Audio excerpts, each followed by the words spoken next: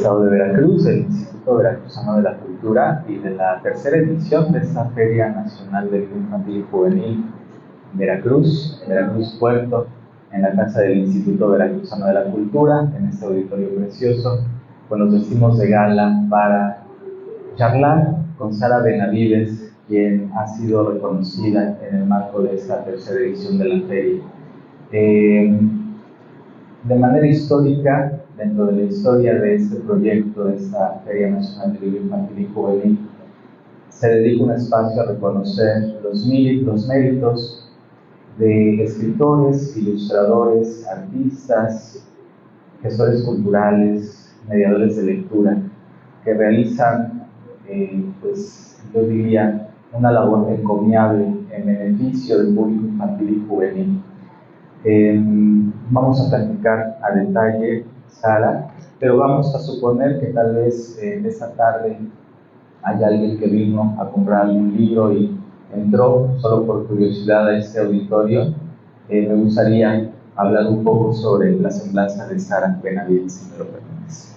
Sara Elena Benavides de León es maestra en docencia, posee la especialización en promoción de la lectura por la Universidad Veracruzana. También tiene formación en mediación de la lectura por IBI México y por la Universidad Autónoma Metropolitana. En el CENART cursó formación de formadores para la enseñanza de las artes. También realizó una estancia en la Universidad Complutense de España en el campo Bibliotecas y Sociedad. Posee un diplomado en Literatura, Arte e Infancias, el cual cursó en Albarracín, España. Sara se actualiza profesionalmente en temas relacionados con la lectura y la infancia. En 2017, la Secretaría de Cultura le otorgó el reconocimiento nacional por su trabajo en mediación a la lectura. Compartió sus experiencias en la Feria Internacional del Libro en Lima, Perú. En el año 2017, la Universidad Veracruzana le otorgó el reconocimiento académico a Arte, Ciencia y Luz por el trabajo recepcional de la especialización en promoción a la lectura. El Instituto Veracruzano de la Cultura le ha otorgado diversos estímulos para desarrollar proyectos de lectura en la comunidad de Costa de Oro en diversos años. Asesora y docente de la especialización en promoción a la lectura, sede Veracruz, de la Universidad Veracruzana. Participa en el proyecto de autovisión cultural y de educación ambiental ECOCAL en el municipio de San Andrés Tuxtla, Veracruz, donde conforma una biblioteca comunitaria dirigida al público infantil y juvenil. Forma parte también del proyecto de fomento a la lectura y a las artes vivas Reflexionario Mocambo, donde coordina el programa Lecturas Andantes. Colabora también con el programa de vinculación social Bibliotecas Escolares de la Biblioteca de la Universidad Veracruzana, sede Veracruz. Forma parte del comité organizador de CELE, Semana de Cultura y Lectura Infantil y Juvenil en Veracruz. Coordina el taller Elegimos Leer, Elegimos Imaginar, para madres de familia como referentes lectores favorables en espacios educativos. Propone y coordina la edición independiente de 2 libros, uno de cuentos escrito por madres de familia para sus hijos y Mi Mesa de Tierra y Mar, escrita por niñas y niños, con el apoyo de diversas instituciones. En últimos años ha incursionado también en el proyecto a nivel nacional Alas y Raíces, que también coordina el Instituto Veracruzano de la Cultura. Pues Sara, eres una mujer muy inquieta, muy inquieta. Eso quisiera saber, a qué hora duerme. Y bueno, ayer en el homenaje quedaste de velarnos algunas incógnitas. La primera es la piñata de Heidi. No me voy a ir de aquí sin que nos platiques. A ver, vamos a abrir el diálogo con esa piñata. Muchas gracias. Creo que no se escucha. Bueno, muy buenas tardes a todos, a todas y a todos. Muchas gracias por acompañarnos. Muchas gracias también por esta invitación. De verdad que después de la experiencia de anoche, en la cual creo que algunos de ustedes estuvieron ahí, pues me quedé con esa emoción de esa vivencia. Y a lo que se refiere Toño, para que, como él dice, si alguien andaba comprando un libro en la feria y de pronto llegó, y no sabe de qué va. Ayer, durante la entrega del reconocimiento por mi trabajo en mediación a la lectura, recibí muchos regalos, cosa que me emocionó y que me sorprendió a la vez, ¿no? Entre muchos ramos de flores muy hermosos, algunas otras cosas, pero alguien me regaló una piñata, y esa piñata era de Heidi. Y bueno, pues me gustaría contarles, porque sí hubo como intriga de por qué, y ese es un guiño de una persona que quiero mucho, de Jorge Troncoso y de Rosy Montes, que somos amigos y además colaboramos juntos en el Reflexionario Campo. Y bueno, la historia tiene que ver con mi historia lectora, con cómo empezó esta aventura de acercamiento hacia la experiencia a ser lectora. Y bueno, les cuento que yo soy de una comunidad agrícola. Yo nací, crecí y viví mi infancia en un rancho, y fui a la escuela, una escuela hermosa, una escuela de madera que mi abuelo hizo.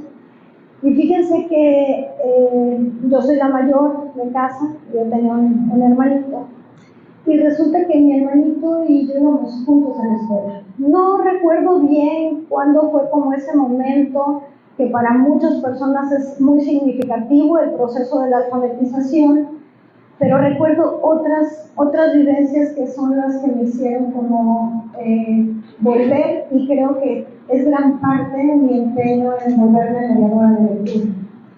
Y esa tiene que ver con esta vivencia. Mi hermano me acompañaba a la escuela. Fui a la escuela muy pequeña, tenía 4 años, no porque fuera como muy brillante, sino porque era en el rancho, y en el rancho no existían ni los jardines de niños, ni los kindergarten, ni esas cosas, ni párvulos, ¿no? Iba directo a la primero de primaria. Y cuentan que el maestro rural, las escuelas rurales tenían una parcela, cuentan que el maestro llegó al rancho de mi abuelo, donde yo vivía, y que le dije que yo ya sabía hacer bolitas y balditos y que quería ir a la escuela.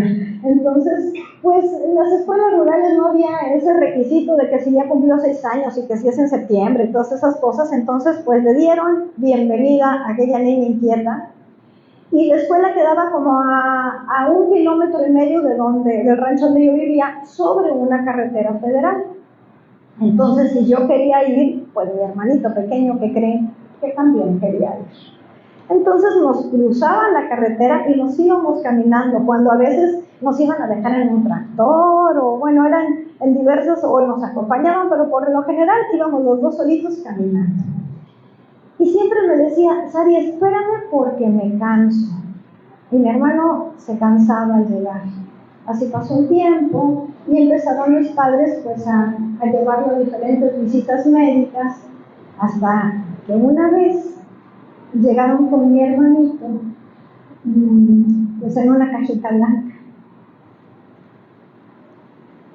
y llegaron con un libro, y ese libro venía la historia de esta niña que vivía con el abuelo, que le gustaba andar descalza, tal como a mí me encanta andar descalza, y era una niña muy alegre. Y esta niña tenía un amigo, no sé si alguien de ustedes recuerda cómo se llamaba el amigo de Heidi. Pedro. Se llamaba Pedro, así se llamaba mi hermano.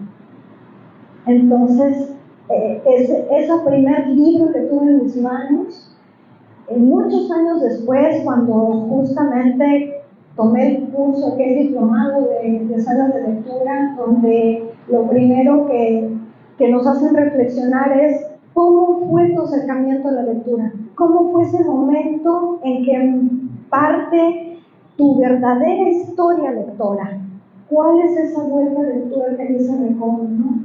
Y justamente haciendo esta remembranza, pues me vi con ese lugar que yo verdaderamente que no lo tenía, sino que a partir de un ejercicio me di cuenta que había sido ahí. Y por eso Heidi es muy significativa para mí, porque me acompañó en aquellos momentos y encontré refugio en ese libro, en esa historia.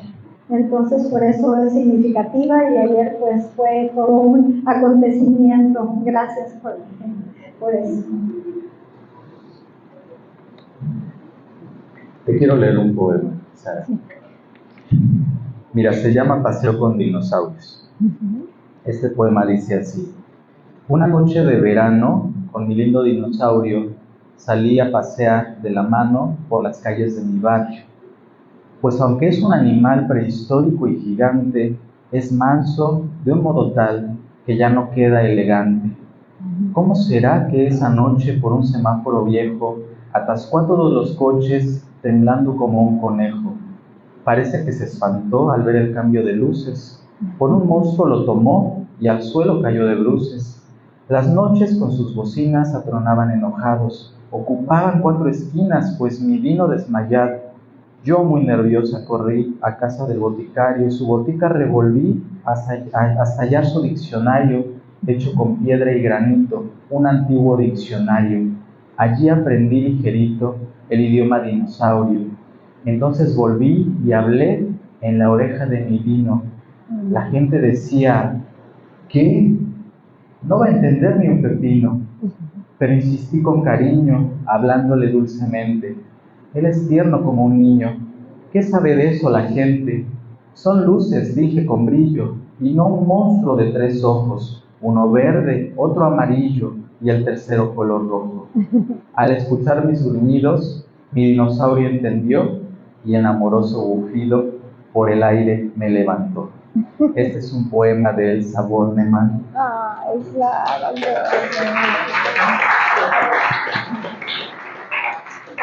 Ahora que estuvimos trabajando la selección para el árbol que está a la entrada, Pablo Rodríguez, que se encuentra por acá, y Tania y los compañeros de feria, hicieron esta selección. A mí me atrapó desde un principio y lo traigo a colación este día porque tú serías esa niña. Si tú hubieras sido mi amiga en mi infancia, hubiéramos sido muy buenos amigos. Si tú hubieras sido mi profesora en mi infancia, te recordaría con el cariño con que recuerdo a mis profesores. Y hemos coincidido por otras cosas del destino en otros derroteros, y te tengo muchísimo aprecio como todos los que estamos aquí reunidos. En el ejercicio de lectura horizontal que se hace también en la mediación lectora, que es un proceso horizontal, que se me ha quedado también muy claro después de cursar el diplomado también. Yo quisiera también invitar a quien tenga algo que decirle a Sara, no importa el momento, puede subir, puede hacer uso de la palabra para poderle externar a Sara lo que ustedes quieran, porque este espacio así está pensado de manera horizontal con ustedes. Entonces, con toda confianza, no es ningún atrevimiento, ustedes pueden venir y aquí nos hacemos canchita para que puedan platicarnos también. Y bueno, en lo que se animan, yo quisiera continuar y parafraseando el texto tan bonito que ayer nos leíste, hablando primero de la palabra, de la pronunciación de la palabra. No es un hechizo, este arte de poder enarbolar, de poder entretejer, ir ensartando estas cuentas preciosas de fonemas para armar frases. Ese discurso que tú construiste con tanto cariño nos lleva a muchos recovecos de tu existencia. Uno de ellos ya lo mencionabas, es esta escuelita de tablas. Yo quisiera que nos platicaras también, porque es parte fundamental de nuestra educación sentimental, cómo se fue construyendo tu historia lectora. Y sé que aquí irremediablemente nos vas a hablar de profesores, de amigos, de amigas, de familiares, de gente que te quiere y que está aquí. Platícanos. Gracias, Pablo. Pues gracias por ese poema, además de esa Bornemann.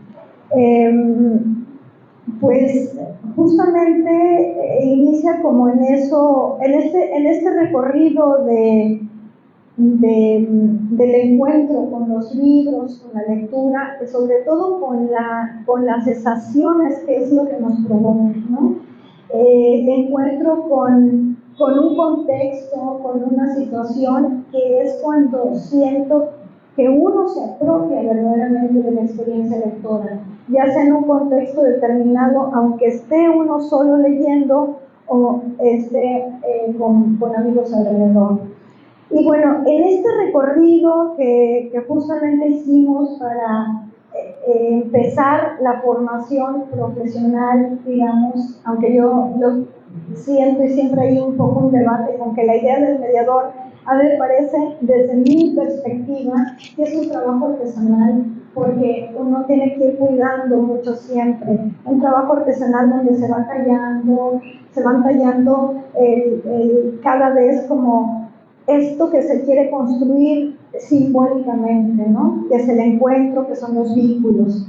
Entonces, en este recorrido, fíjense que muchas veces me sentí con este síndrome que es terrible, que es el síndrome del impostor, porque mi formación primera, como ya les comenté, yo entré a estudiar a los 3 años, entonces se imaginarán que mi formación profesional, bueno, no había secundaria cerca, me tuve que ir a una ciudad cercana y ahí cursé la secundaria, luego después, que justamente como no tenía, mis padres vivían en el rancho, fueron y hablaron con una amiga entrañable de mi madre, que se llama mi tía Emma, que uno a las amigas, las madres les dice tías. Entonces hablamos con mi tía Emma y me quedé acá. Y entré a la secundaria. Y en la secundaria, yo era muy pequeña, era una secundaria solo de niñas, y las niñas eran más grandes, porque todas habían cursado como debe de ser cronológicamente los tiempos escolares, ¿no? Jardín de niños, primaria, secundaria, y pues yo era una enana que andaba además toda, la verdad es que media tímida e introvertida, aunque ustedes no lo crean. Y llegué a aquel edificio muy bonito, con muchas niñas, y me sentía sumamente nerviosa. Pero para mi buena suerte, entró en la clase de español, tuve justamente un maestro que se llamaba Vicente Cebada. Como uno va recordando siempre los nombres de justo de las personas, aquellas que han formado parte de esa educación sentimental y que hacen eco siempre en ti. Y ese profesor, ¿qué creen? Que el libro me tocó leer. Y bueno, siempre, pensamos, creo, no sé si coincidan, que no hay coincidencias, que la vida nos tiene deparadas muchas cosas, muchos encuentros. Y el primer libro que yo leí, bueno, no fue el primer libro, pero ese libro que ese maestro tenía para mí fue Metamorfosis de Frank Kafka. Así de tremendo. En primero de secundaria. Y claro, a ver, la niña del rancho, que se sentía menos, además que se sentía fea, porque una niña me dijo, es que tú nunca te vas a pintar de grande porque estás bien fea. ¡Ay! Se equivocó. Luego también esas cosas que uno le dicen de niño, siempre hay como un reto para decir, pues fíjese que sí, y no era tan fea. Bueno, entonces me dio aquel libro y fue alumbrarme un espacio de alumbramiento, ¿no? De un encuentro con alguien que igual y se sentía, que yo a lo mejor me pude sentir como aquel bicho, no sé, fue trastorno, no se me trastornó, definitivamente me trastornó. No sé, tendría entre 9 y 10 años, pero a mí aquella cosa me hizo como mucho ruido, ni siquiera puedo definir cómo fue, pero sí fue que me hizo mucho ruido. Justo unos meses antes, mi papá, que no compraba, y si me está viendo no va a regañar, no pasa nada, compró un libro usado. Yo creo que el de Heidi era nuevo, pero este era un libro usado, muy hermoso. ¿Y qué creen? Era la biografía de Giuseppe Verdi. O sea, ¿cómo? En el rancho donde yo crecí, mucho tiempo hubo luto, y en los ranchos cuando hay luto hay silencios. Entonces, yo me recuerdo haber escuchado lo que yo escuchaba era los partidos de béisbol, porque mi abuelo era fanático del béisbol, y yo siempre me invité la historia de que mi abuelo había sido beisbolista y una cosa así fantástica. Pero esa historia yo la escuchaba, los del béisbol, ¿no? Me encantaba oírlo ahí en la noche, en el rancho, donde no había solo las luciérnagas y esto, y oír a los partidos de béisbol. Se podrán imaginar que yo tengo que ser correcta y educada, porque estoy transmitiendo, pero ni una soberana idea tenía lo que quería decir la ópera. Bueno, yo no sabía dónde quedaba Italia, o sea, no sabía nada de nada.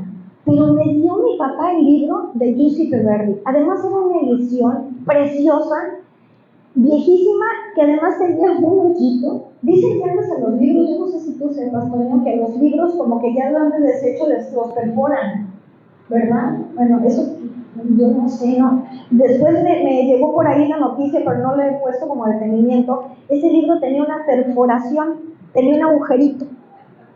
A lo mejor Tapia sabes eso. Dicen que bueno, los pican, creo que el término es que pican los libros. Pican los libros, mira. Pues yo me acuerdo que ese tenía un hoyito finito. Y leía la historia de Giuseppe Verdi, que les digo. Y luego cuando hablaba de Aida y la escala de Milán y no sé qué, yo me iba en esa ensoñación. Pero había una cosa que sí recuerdo perfectamente bien. Giuseppe Verdi vivía en un rancho. Y entonces me encantó la historia, me encantó porque también tenía imágenes y el techo, era en blanco y negro por supuesto, y el techo era de paja. Y me acuerdo además el libro en sí, el formato, que era un libro pequeño de una edición de Argentina, que se había dedicado como a la colección a puras biografías. Era un libro verde y con la cara de Giuseppe Verdi, así con su sombrero de copa y su barba. Entonces era impactante aquella imagen. Y aquella figura también me hizo eco. Y fue un libro que leí antes de Kafka, ¿no? Por ahí seguí transitando y me acuerdo bien que en segundo o tercero de secundaria llega la gran novela. Gabriel García Márquez rompiendo por todos los lugares hasta por allá donde yo nací. Y entonces el maestro, que era bastante revolucionario, propuso leer 100 años de soledad. Y mi madre afortunadamente me lo compró. Pero al ojearlo, sorpresa. Hoy le gritoneó todo, mamá, ya sé que me estás oyendo, pero así lo hiciste, no recuerdo bien. Bueno, no sé, a mí me lo contaron. Que fui y gritoneó a los maestros y le dijo que cómo era posible. Claro, seguramente yo tendría de 10, 11, 12 años. Pues cómo iba a leer esas cosas a los 12 años. Entonces fui y les dijo no sé qué, y me escondió el libro de 100 años de soledad. ¿Y qué creen? No hay estrategia mejor que esconder el libro y dices, este no lo puedes leer, y lo pones en el más alto. Eso es lo mejor. Y bueno, por ahí se fue fraguando. Empecé a trabajar muy joven, afortunadamente, muy joven. Y entonces había una pequeña lugar que no era de libros, era de revistas y periódicos, pero venían libros usados. Y me acuerdo cuando me compré, yo pude pagar como mi primer libro. Qué experiencia tan gratificante. Y compré el libro de la historia de un jardinero.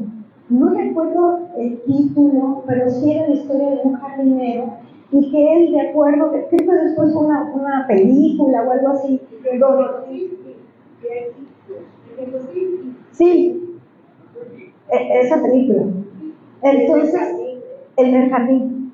Entonces, pero yo lo leí, entonces para mí también fue alucinante. En fin, no recuerdo ya otras novelas, ni tampoco así como que haya tenido amigos lectores que me las haya prestado, no. Pero hay una imagen que, insisto en como volver a, que tengo. Yo estudié Relaciones Industriales. Cumplí 15 años en la carrera universitaria y la estudié en el Tecnológico Regional de Matamoros, Tamaulipas. Entonces, por eso ya podrán ver que el síndrome del impostor me perseguía. Entonces, era muy simpático porque imagínense una criatura. Y justamente en ese tecnológico regional llegó alguna vez una mujer que me dejó maravillada porque fue a cantar, fue a leer poesía y iba con un guitarrista y leyó poesía. Se llama Susana Alexander. Yo era muy chiquita y verla ahí, además con todos mis compañeros que eran como adultos mayores, porque además un tecnológico regional tiene ciertas particularidades. Además, es una zona de maquila, la frontera, entonces era para gente que trabajaba en maquilas. Entonces era un ambiente muy especial. Pero ver a aquella mujer cantando, o más bien leyendo poesía, creo que fue también una de las grandes vueltas de tuerca, porque en ese recordar. También hay otra cosa, que justo tengo que hacer honor a eso. Mi mamá le gustaba leer, leía libros religiosos, cultivó su espiritualidad, pero le gustaba, y creo que a mi tía Lidia le gustaba cuando venía un poema, recortar los poemas y pegarlos en un álbum que fue haciendo. Y creo que ahí se encontró un poema que ha sido el poema que todos en casa nos lo hemos aprendido. Y es el poema del sembrador de Blanco Belmonte. Y entonces desde chiquitos nos ponían, parece para que lo recite la abuelita, ¿no? Y le recite, ¿no?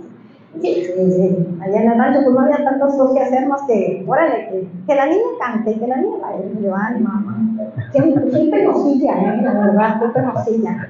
Pero ese poema definitivamente fue un poema que me marcó también, y es el sembrador de Blanco Belmonte, que déjenme recordar un poco, dice...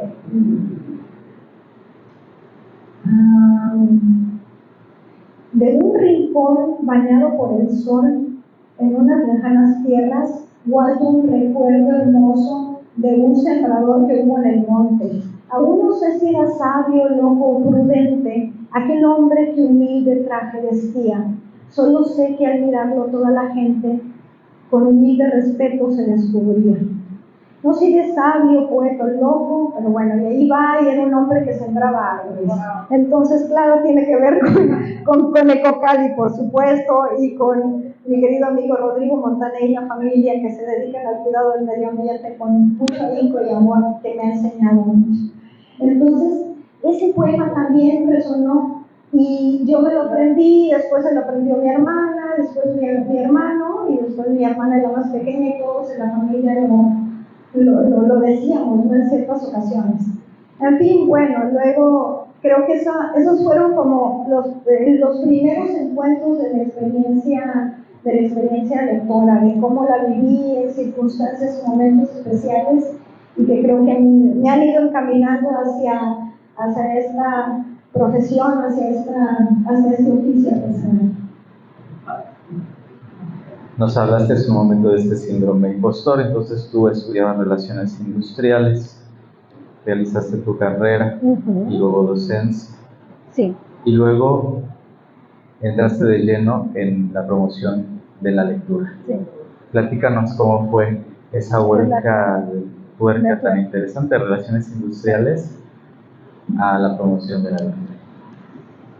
Bueno, estudié relaciones industriales y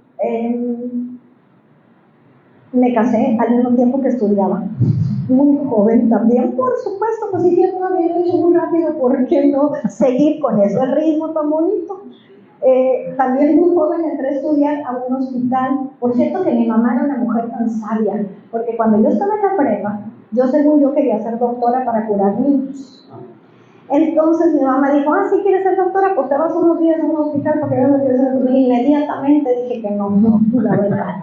Pero fíjense que el destino siempre nos tiene cosas preparadas. Entonces, como estudiaba y bueno, en casa había cierta situación de necesidad económica, y si no, mi papá siempre dijo, ándele, y eso es lo mejor para que te enseñen a defenderte del mundo, ¿no?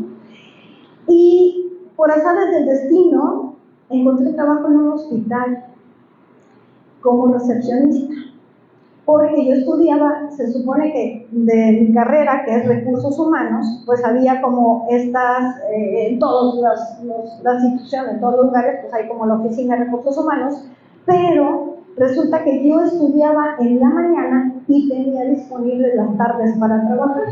Y la oficina de recursos humanos solo estaba abierta en la mañana, o sea, entonces no coincidía con mi trabajo. Y mientras, pues entré a recepción, a urgencias de un hospital general de una zona que siempre ha sido una zona complicada. Y sí, entré a urgencias y fue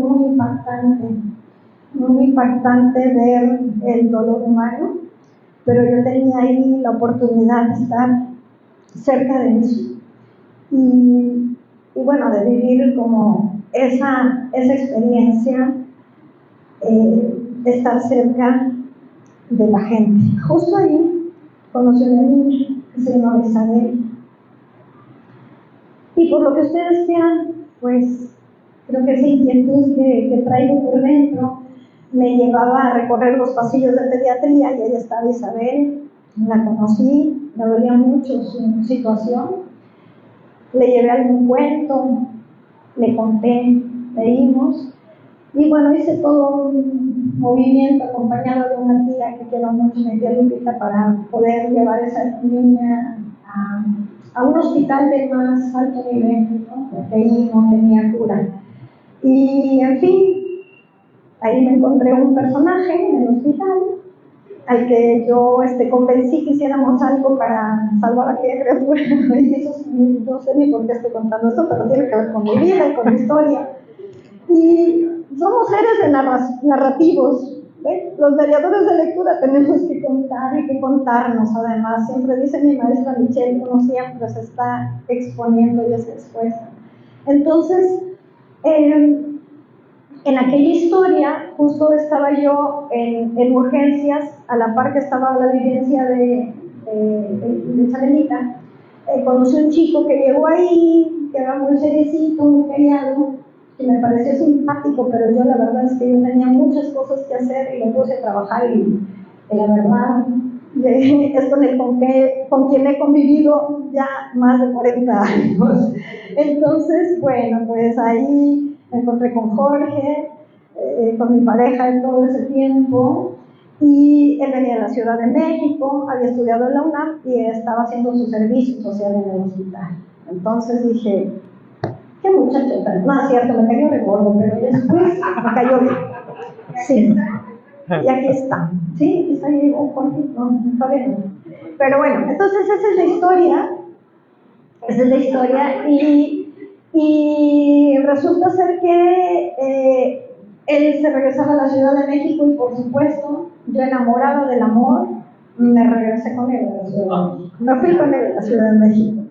Y vivimos allá en la Ciudad de México un tiempo y justamente Chabelita tuvo la grata fortuna de salvarse, de seguir su camino. Estuvo internada en Estados Unidos y después en el hospital de Monterrey de alta especialidad y seguramente por ahí anda en la vida.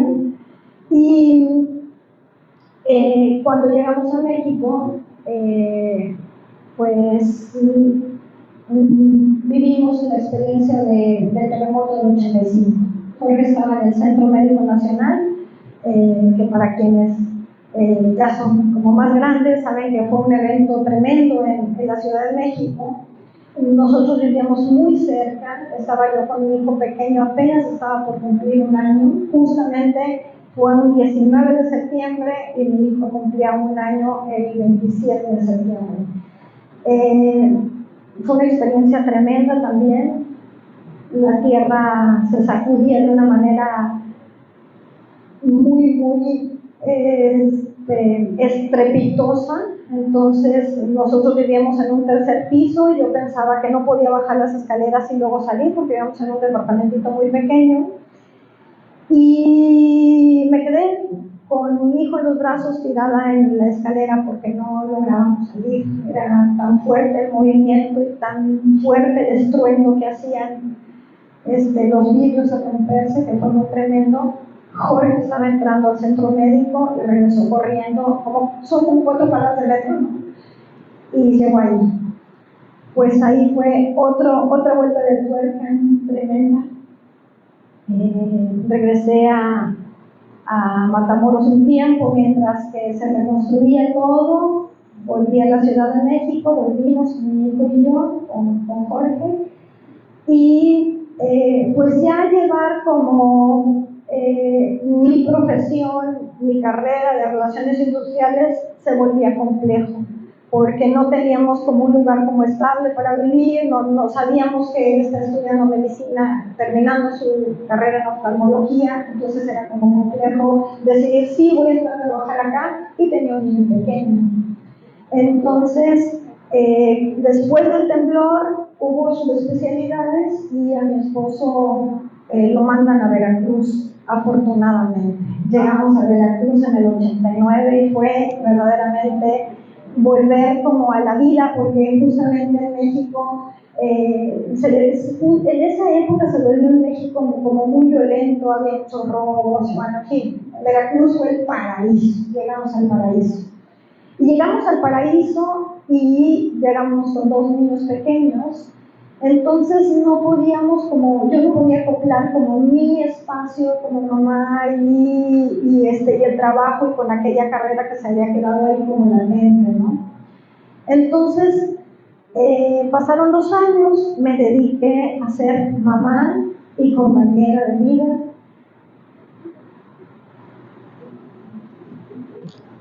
Y entonces, pero siempre tenía como inquietud de volver, como me llamaba la atención la experiencia del arte, ¿no? De las cosas estas que tienen que ver con la sensibilidad del humano. Y ahí descubrí que sí me gustaba leer. Por cierto que mi hijo, el mayor, fue el primero que me dio la gran lección, como ya formándome como mediador de lectura. Me acuerdo que tenía 8 años. Nos gustaba leer. A mi esposo Jorge no era como una cosa que fuera tan importante como ahora lo descubrimos. Íbamos a algún lado y comprábamos libros.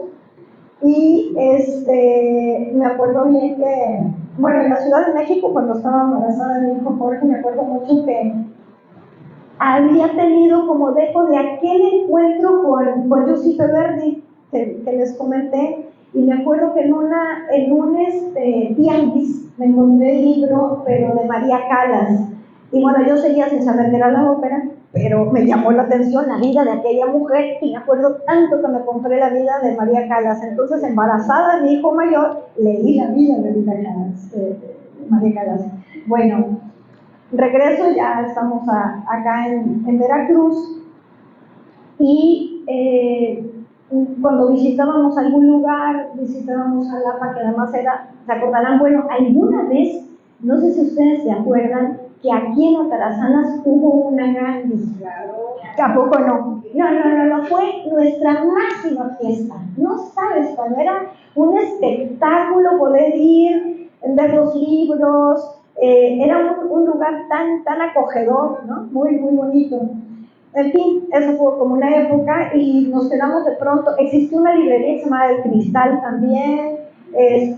Bueno, había como una librería que estaba en Independencia, ¿se acuerdan? No, chiquitita, se llamaba La Providencia. ¿Qué tal? Era preciosa. Yo me acuerdo que fue el último remate del libro, ¿no? Y después la bachiller estuvo libros, en fin, andábamos con la literaria, exactamente, ¿no? Entonces, bueno, andábamos como ahí, como siempre, como con esa búsqueda. Luego mi esposo Jorge una paciente le regaló una caja de libros, y esa también es una escena que a nosotros nos marcó un montón. Venía el libro de Así habló Zaratustra, me acuerdo mucho. Y me acuerdo que él tenía un curso, que tenía que ir a no sé dónde, entonces viajamos en un carrito, en un sur que teníamos, y bajamos ahí con los chamacos, y paramos en Cuernavaca, y me acuerdo que una noche nos pusimos a descifrar, fíjense nada más qué intento, qué atrevimiento, vamos a descifrar Así habló Zaratustra, pero lo gozamos tanto, quién sabe qué tanto decíamos, pero lo gozamos. Bueno, en ese camino yo la verdad es que experimenté otras cosas en cuanto a búsqueda de mi ser madre, ser compañera de Jorge y también como tratando de buscar como dónde explorar, ¿no? Marcela, vino una hermana de Marcela acá que es estupenda, entonces pues aprendí a dar masajes con Lucy Krause. Aprendí también otra cosa que me apasiona, que es coser ropa, me encanta. Entonces aquí había una escuelita con una maestra que es sensacional, con Aurorita, claro, por supuesto. Maggie sabe muy bien, se conoce Veracruz muy bien, con la maestra Aurorita, genial. Pero entonces yo me acuerdo que ya ahí hacía como las pequeñas incursiones de lo que después se fraguaría, porque platicábamos y empezaba yo a contar un poco la odisea a mi estilo, ¿no? Que por cierto, mi hermana, la más chiquita, que el otro día a su hija le dejaron la odisea, y le dice, mira, está bien fácil, se trata de un cuate que se fue y dejó el huerquito con la mamá y luego regresó a los 20 años. Un resumen de la odisea, qué bárbara. Bueno, entonces experimenté varias cosas y siempre como ahí un poco arropando el camino de los hijos. Pero me acuerdo muy bien de esa imagen que les quiero compartir, que creo que ahí estaba también ya la clave de la mediación lectora, cuando pone una atención. Mi hijo el mayor era reservado, callado y le gustaba leer. No porque yo se lo exigiera, yo ni tenía idea de lo que ahora les puedo contar, de lo que tiene que hacer la lectura o cómo hacerlo. No, ni tampoco les leí todas las noches, ya les pedí perdón a mis hijos porque sí, yo no lo sabía, ni tampoco les conté cuentos, tampoco, no.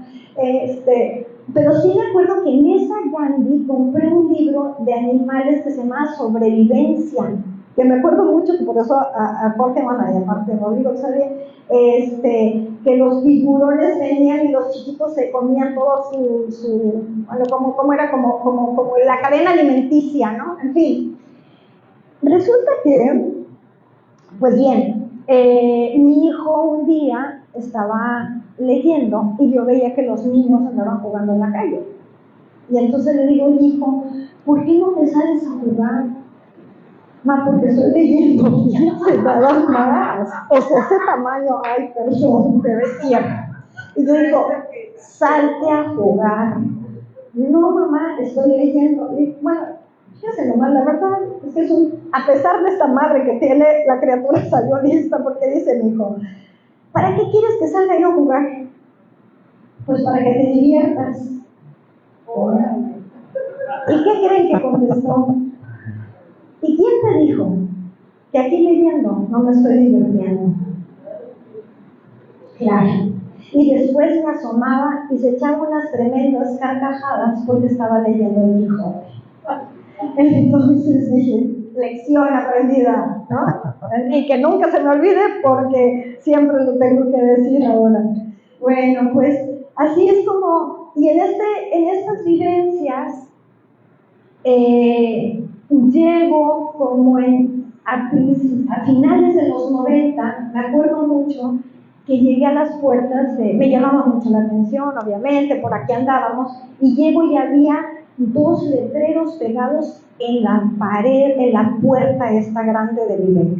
Y una decía, se solicitan promotores de lectura. Me acuerdo, qué mala onda que entonces no había celulares para estarle tomando la foto, porque me acuerdo perfecto, siempre es algo que me ha llamado mucho la atención. ¿Cómo me acuerdo de eso? Será porque era el detonante para algo que venía. Y después había otra que decía, enamórate de la literatura, en casa principal, y que coordinaba Humberto Hernández. Por supuesto que cuando yo leí, se solicitan promotores de lectura, dije, ¿qué tengo que venir yo a hacer aquí? Pero me llamaba la atención, ¿no? Y pregunté, y también nunca se me olvidó, porque era un nombre que yo no conocía, el licenciado Fabián está en Jalapa. Entonces me llamó mucho la atención el nombre de Fabián, nunca lo había escuchado. Y se me quedó grabado, pero entonces opté, dije, ¿yo qué tengo que hacer en promotores de lectura? Yo no tengo nada que hacer ahí. entonces dije, pero me llama la atención eso de enamórate de la literatura. Y caminé a casa principal y cuando llegué, Humberto estaba leyendo un libro en voz alta y quedé fascinada. Y entonces fui por Marcela y dije, Marcela, no, hombre, vamos, está bien interesante. Y digo, no digo. Y Marcela me dice, oye, pero es que yo ni entiendo nada. Le digo, no, pues yo porque tampoco entiendo, por eso vengo. No, yo ya me voy, dijo Marcela. Y decía, no, yo no entiendo. Le digo, pues yo tampoco entiendo nada, pero esto había eco en las palabras, había resonancias. Y me quedé y conviví en ese taller y ahí realmente viví esa experiencia en la lectura. Y con Humberto conocí a Cernuda, conocí a los grandes poetas y a los grandes escritores. Y conocí también algo que yo creo que un mediador de lectura necesariamente tiene que experimentar. Un mediador de lectura no tenemos una figura de referentes. Si dices maestro, sabemos cómo ser un maestro porque cursamos la primaria, la secundaria, y que por cierto aquí hay amigas y amigos de la querida Escuela Miguel Hidalgo, muchas gracias. Pero sabemos que es un herrero, sabemos que porque lo vemos y porque sabemos, pero que es un mediador de lectura. Realmente lo seguimos diciendo ahora y nos preguntan en la calle, ¿tú qué eres? ¿Qué le pongo aquí? No sabemos. Bueno, en general no. Entonces, yo creo que necesariamente tienen que vivir una experiencia mediada, previo a ser mediador. Y bueno, tuve la fortuna de que Humberto justamente había entrado a esos primeros cursos a finales de los 90 que se convocaron del IBE y incursionó con Claudia Gaete, con algunas personas que venían a dar lo que después sería ya el Programa Nacional de Salas de Lectura. Ella tenía esa tesitura, pero decidió irse por la libre y bueno, pero él tenía un taller en la cárcel. Y si tú fuiste a cantar ahí, porque además es un gestor cultural, entonces yo lo acompañaba a la cárcel, lo acompañaba, y para mí era una vivencia extraordinaria, ir a leer a la cárcel. Él seleccionaba los textos, hacía una breve antología y leíamos. Y a mí realmente eso me sabía que algo sucedía ahí, ¿no? Entonces, bueno, así fue transcurriendo el tiempo. Sí, cómo no. Sí. A ver. ¿Se oye? Sí. Yo sé que Jorge Cojo es un lector compulsivo casi, ¿verdad? Digo que su esposo Jorge Cojo es un lector compulsivo de mucho, todo el tiempo está leyendo. Él es de las personas que puede llevar 2 lecturas o 3 a la vez, simultáneamente, tiene esa organización mental. A ver, ya en esa época en donde tú conoces a Humberto, donde vas a enamorarte de la literatura, ya Jorge era tan compulsivo lector como ahí está, míralo, ya llegó, ya se estaba fraguando, ya, ahí está. Sí, hombre. No, sí. A lo que me refiero yo, esa situación que tú vivías al llegar y ver a Humberto leyendo en voz alta un poema, etc., que no estamos acostumbrados a eso. No. Primero, no estamos acostumbrados a la poesía. Claro, sí. Entonces, entrar a un lugar en donde una persona no está tratando de darle una impresión a la voz, dramática, y todas estas cosas, que está leyendo un poema, es verdaderamente fascinante. Ahora, esa experiencia para ti también influyó en el gusto por la lectura de Jorge, o él ya venía encaminado. Yo creo que esa respuesta a lo mejor él le podría dar, porque sí, yo creo que sí. ¿Quieres contestar ahora, Jorge?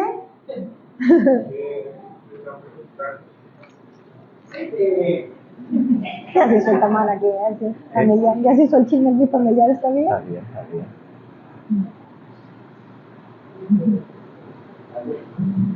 Hola, perdón,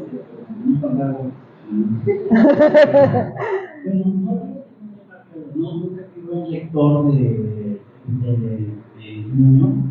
Mi hermano me leía lo que dejaron después en la secundaria y me lo contaron. Y leí muchas otras cosas. Pero ese libro que me regalaron, que llegaron una caja de libros, venían de Zaratustra y lo tengo ahí guardado con mucho cariño. Ahí yo me convertí en una persona que leyera. Ahí lo tengo muy bien marcado, de hecho, en 1992, un sitio por ahí. Claro que después, pues había un complemento, ¿no? Porque es muy bonito cuando yo creo que se dedica a la luz. Bueno, yo no me dedico a eso.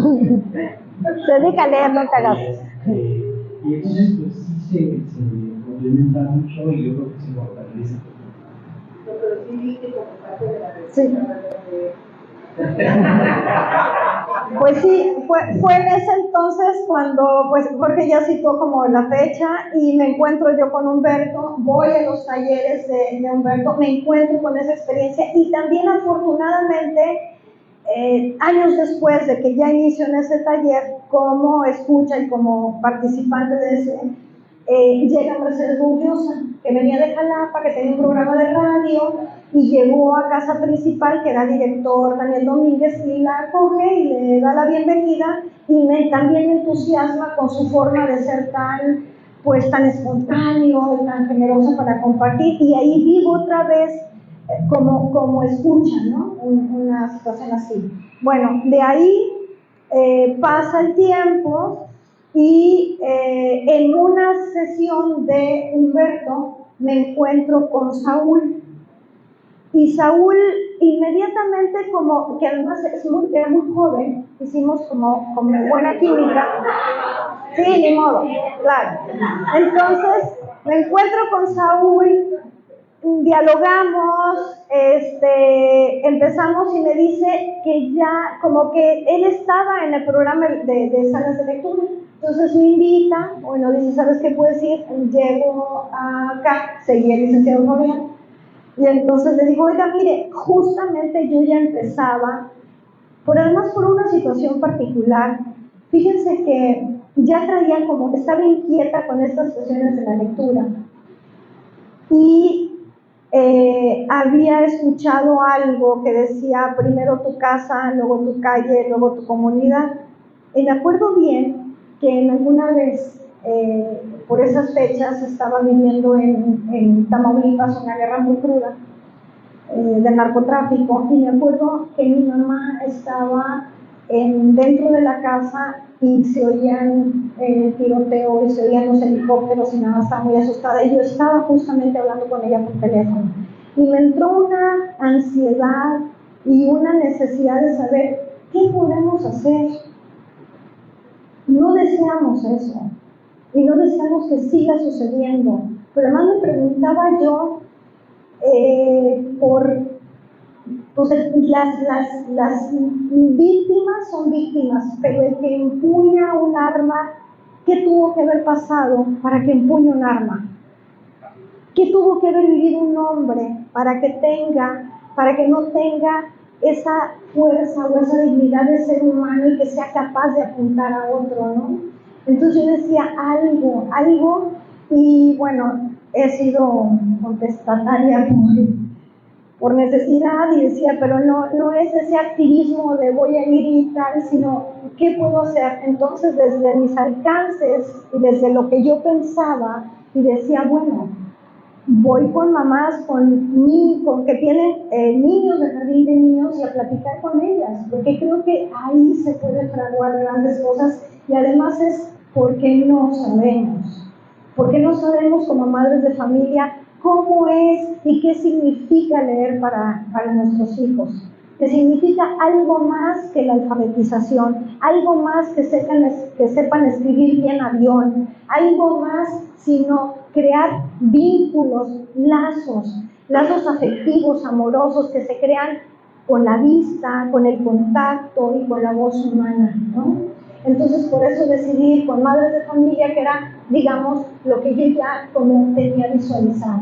Entonces ahí empiezo en un jardín de niños local que muy curiosamente, porque fui a varios jardines de niños cerca de casa porque lo quería hacer caminando, lo quería hacer tocar puertas y les decía, mire, no pertenezco a ninguna institución, no soy de ningún partido político, no vendo libros, pero quiero platicar con las mamás. Y por supuesto que, ¿qué creen? Me batearon de un montón de lados. Entonces, llegué a una, la que me quedaba más lejos, a eso me dijeron que sí. Y tuve la fortuna de estar 2 años ahí, porque fue antes del 2010, el huracán, y convivir con madres de familia como de esa comunidad. A la par fue cuando me encuentro con Saúl, me invita al programa de salas de lectura, y Saúl y yo empezamos a crear y a convivir cosas que me hacen encontrarme con jóvenes que me cautivaban por su forma de decir y de estar, y que yo sabía que traían algo dentro y que era necesario que lo expresaran y yo aprender de ellos. Y aquí está una persona que admiro, que quiero mucho, que respeto mucho, como Juan. Entonces, había un grupo de jóvenes que se juntaban con Saúl, pero que tenían inquietudes. Y la verdad es que fuimos bien recibidas.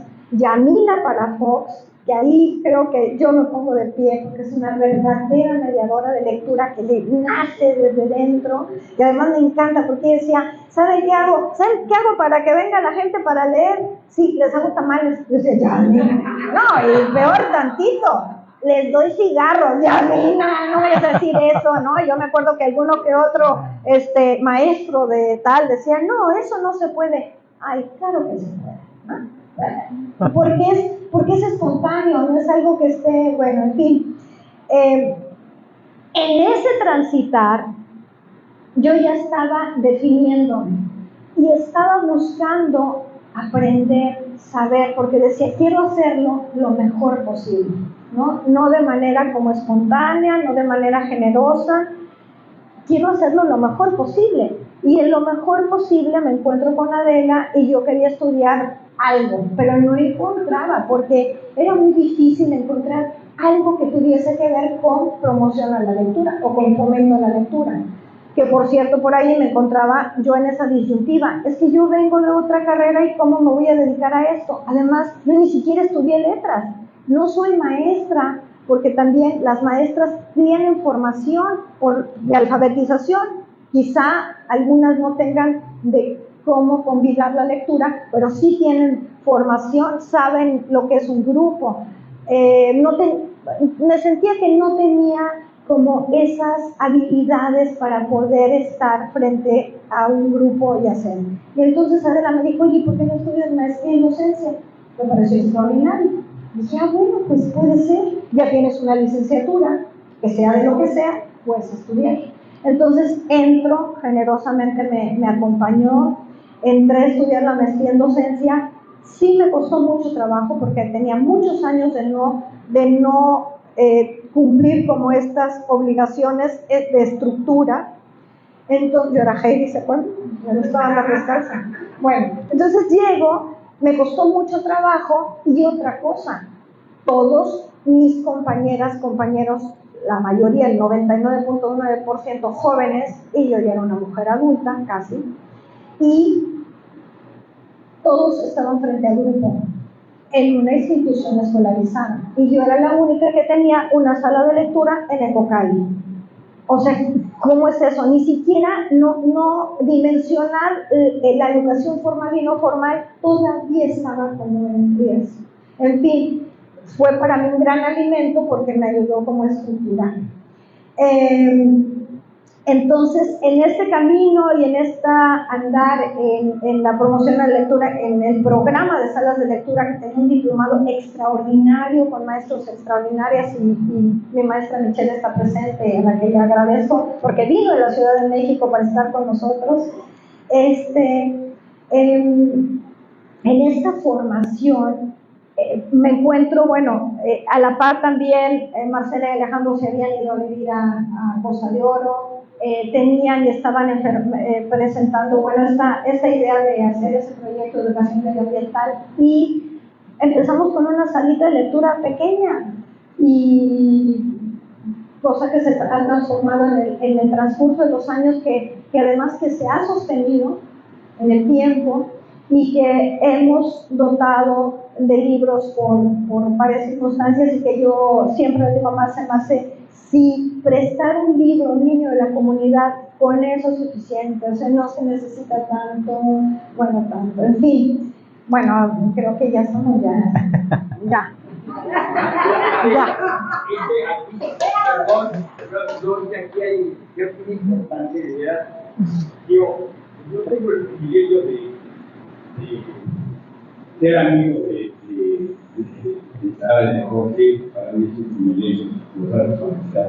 Pero yo creo que es muy, muy importante que Aida le diga a todas las personas que estamos aquí qué fue Ecocali para ella, qué características tiene Ecocali. Es rural, es un área rural, y ella vive aquí. Entonces, creo que es algo que verdaderamente, porque la huella que ha dejado Sara y Ecocali y los niños de esa comunidad es una huella increíble. Bueno, pero ¿qué ha dejado en mí como? ¿Cómo es una sala de lectura? ¿Cómo llegaban los chicos? Esas cosas. ¿Cómo llegaban los chamacos? El interés por La historia de la piel. Sí, bueno, estos niños que llegaban, que además nosotros íbamos, Marce y Alejandro, esto se genera por ellos, porque ellos ya vivían allá, que es una región que se llama Costa de Oro, que está dentro de la biosfera, la reserva de los Tuxtlas, que además gozan de estas características naturales tan privilegiadas, flora y fauna, y que nosotros íbamos ahí, la verdad, para disfrute personal, porque nos gustaba ir a vivir esa experiencia de estar en la naturaleza, pero llevábamos libros y nos gustaba, pues primero, como ese acercamiento, como que se acercaban los niños. Yo siento que un libro es de plano es la Celestina. O sea, uno puede estar con un libro en algún lado y a una persona le va a dar curiosidad y te va a preguntar, ¿no? Entonces siempre sirve como de vínculo, de puente. Entonces, llevábamos libros para leer nosotros y se acercaban niños.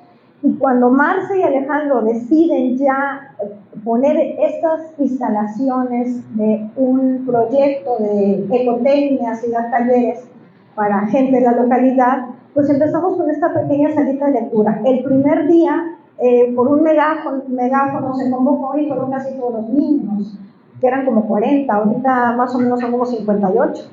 Pero fueron todos, bueno, fue una algarabía. La verdad es que nos sorprendimos porque nosotros pensamos que era algo chiquito. En fin, se ha sostenido en el tiempo ese encuentro con los libros, se ha generado un espacio de diálogo, pero se ha generado un espacio afectivo, ¿no? Alejandro decía ayer que ahora, nosotros con la sala de lectura y después Mayra, que ha hecho trabajo con los abuelos de la comunidad, pues Ecocali tiene como un sentido ya pues de referencia ahí en todo el espacio. Yo creo que ya está.